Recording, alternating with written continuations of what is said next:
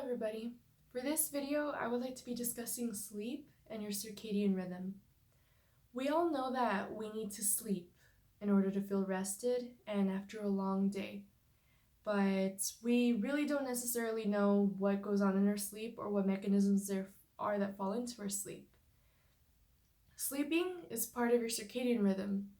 Your circadian rhythm is a 24-hour biological clock that each of us have that is tailored to our needs, depending on our bodies, on our mental state, our weight, our height, etc. So your circadian rhythm falls with wakefulness and sleep. Within the category of sleep, there are different stages that we experience, and there are different reasons that we sleep. So in order to do this, and in order to regulate it, it is important to keep it consistent. So we know that it is 24 hours, it is timed a certain way, and it is very important for us as individuals to kind of maintain a regular schedule, so that way our circadian rhythm isn't disrupted, and therefore it doesn't lead to sleep disorders, such as insomnia or hypersomnia, or just simply not having that set routine to oneself throughout the day, throughout the morning, throughout the night. So when it comes to sleep, there's two different types. There's non-REM and there's REM. REM stands for rapid eye movement. So the sleep stages within non-REM are, I'm looking at my notes, stage 1, which has theta waves with different frequencies, stage 2, which has short frequency waves, and stage 3, which is your slow sleep wave, which has delta activity, and that's when your growth hormone actually has at its peak. So we all know that that's important for our growth, our hormones, our body regulations. So that specific stage of sleep is actually where that replenishing part of your body is set in stage. So when it comes to that, it all leads to your REM sleep. Your REM sleep has mixed frequencies, so it'll have theta waves, alpha waves, and beta waves. And it has different parameters. Your eye movement goes crazy, your blood and oxygen changes, and that's when your muscles and body actually do become paralyzed. So you're sleeping and your muscles are like already locked and loaded to just be rested thoroughly throughout that entire stage. So it is very important to understand too that oftentimes disrupting any of these sleep stages are actually what lead you to feel like if you didn't sleep enough.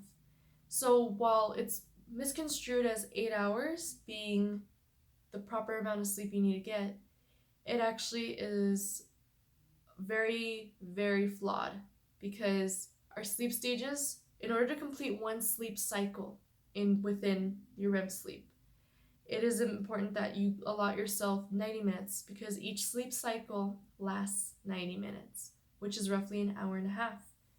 So if you're sleeping 8 hours and you calculate that all in together, an hour and a half plus an hour and a half equals 3 hours. 3 hours plus 3 hours, 6 hours, plus another 3 hours is 9 hours.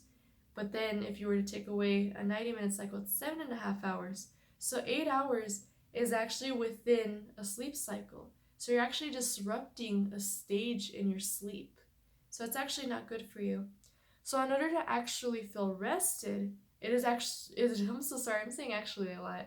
It is important for you to make sure that your sleep, between the time you fall asleep thoroughly and the time that you wake up, you need to make sure that you actually complete the 90-minute cycle in order to feel rested and without disrupting any stage of your sleep.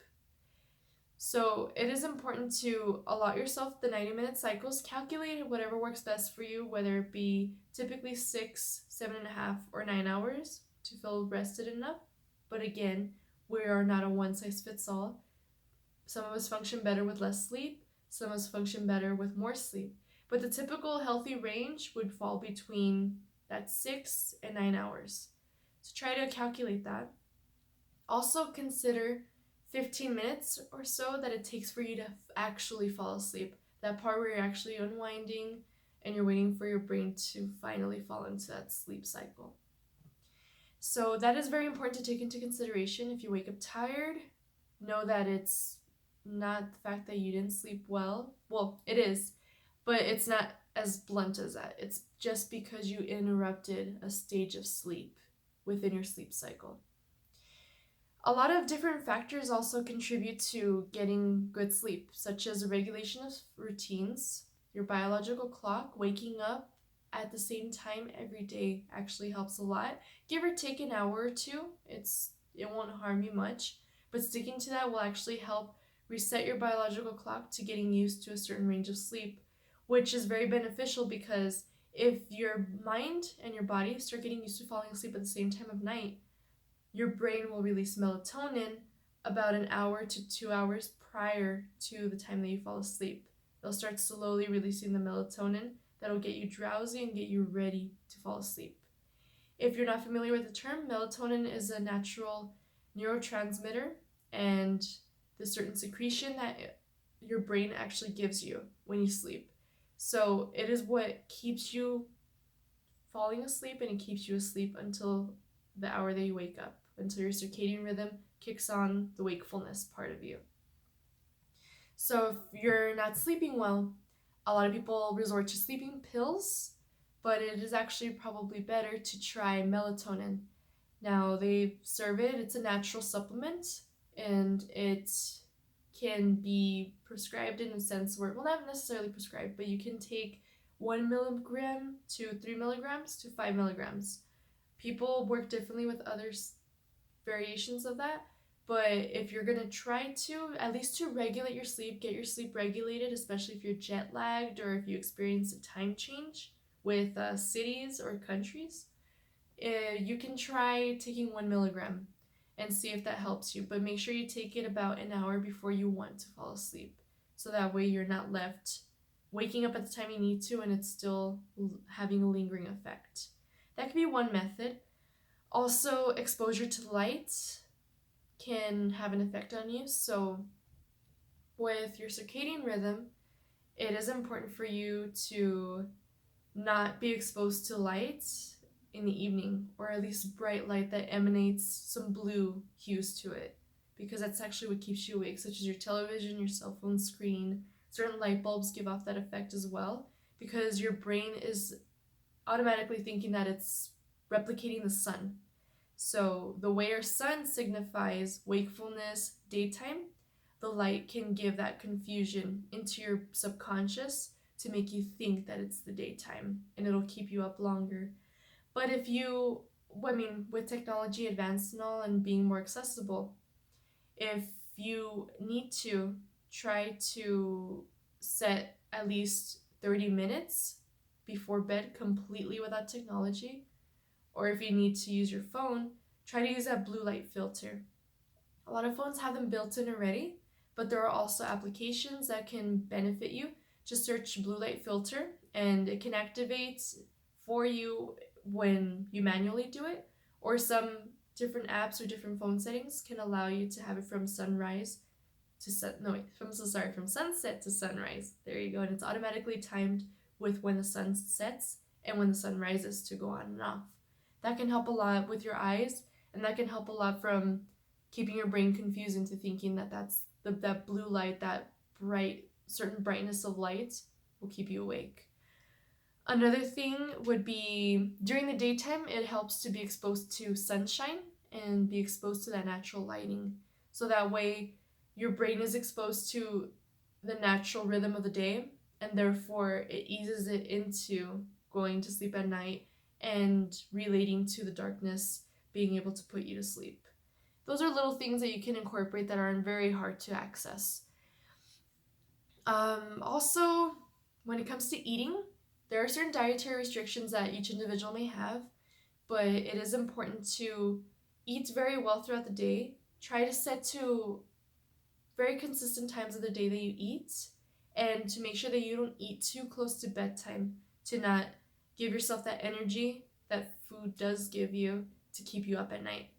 But there are some foods that actually aid in sleep. For example, some people that drink milk can help induce a little bit of a sleepy effect. And bananas have a natural capacity for magnesium, which relaxes you. And it can help aid in secreting melatonin from your pineal gland in your brain. I have notes written down about this, so I'm just addressing them and referencing back to them. Now, you need to respect your sleep cycles. They have different time ranges. So the way I have it set up and written down to make you be able to understand it quickly without being like, what the heck? I want you to be able to discuss this and grasp this because there's a lot of information coming at you. The first stage of sleep is when you're drowsy, and it's called theta, and that lasts about 5 to 10 minutes. Then there is light sleep, which lasts about 20 minutes. Then there is moderate sleep, which typically ranges, but it respects that 90-minute cycle. Then there's deep sleep. Deep sleep lasts 30 minutes. And then that leads to REM sleep, which actually the reason why your eyes have that rapid eye movement is because that's when you're dreaming. So a fun fact about sleep and your dreams. Your brain, whatever you do dream, your brain is actually experiencing. So here's a really cool fact that you could take away from this.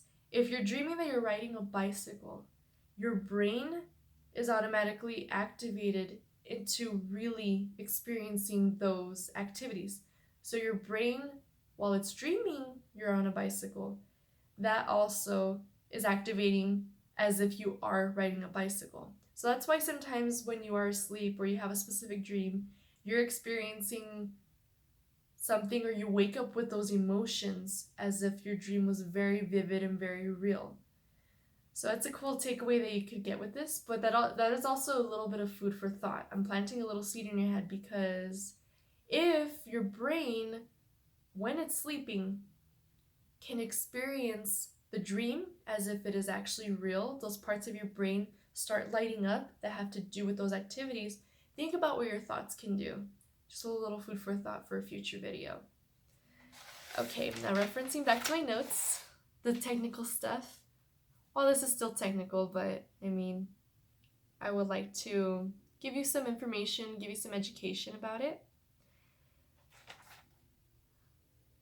Some sleep disorders that occur from lack of proper sleep are insomnia, which is when you cannot fall asleep. No matter what you try, there's a deficiency in sleep.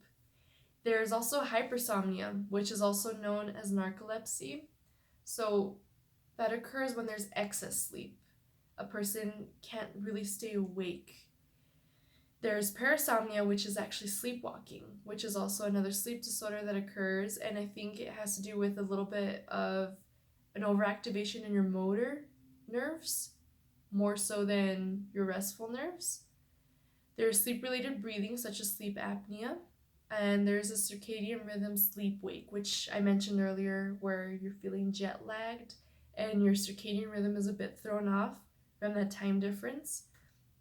Or you're not having set routines, so your circadian rhythm is constantly trying to adjust back and forth between the time you woke up this day, the time you woke up that day, and it's trying to say, okay, you fell asleep at 11, I'll secrete melatonin at about 10, and then the next day you're trying to fall asleep at 8, but you can't because your brain is wanting to secrete it at 10 like the previous day or the previous habit allowed it.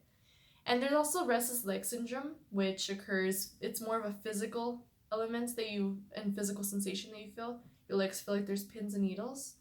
So those are a couple disorders that can occur from your lack of proper sleep. So that's why I wanted to discuss the importance of sleep and the facts about your sleep, so that way you don't experience these disorders that I have listed. And if you are experiencing these disorders, seek some treatment that helps. There's therapy that helps with that. There are natural remedies, such as the ones I discussed, that can help you ease into that. There are medications in very severe cases, or it can be as simple as trying out melatonin, eating a banana, setting a nice routine for yourself, unwinding, turning off the lights, the technology before you fall asleep. So I hope that this helps you ease yourself into sleep. It helps you walk away with a couple facts about sleep and why it's very important. Or maybe my talking helped put you to sleep. In whatever way it helped, I hope it did. and I hope you can reference back to this whenever you feel you need to sleep or you feel you need to reset your sleep cycle or work on your sleep. And this all goes hand in hand with your mental health, because with good sleep, your brain is a little bit more healthy, a little bit more rejuvenated, and a little bit more refreshed. So therefore, it's a little bit stronger against any mental health issues, and it won't enable a possibility for them to develop, especially if you're prone to it. So sleep is also a very important factor in mental health, and I hope you are getting good sleep or you're about to get good sleep and you walk away with information that is useful in your day-to-day life. Thank you very much, and I hope you have a happy mental health day.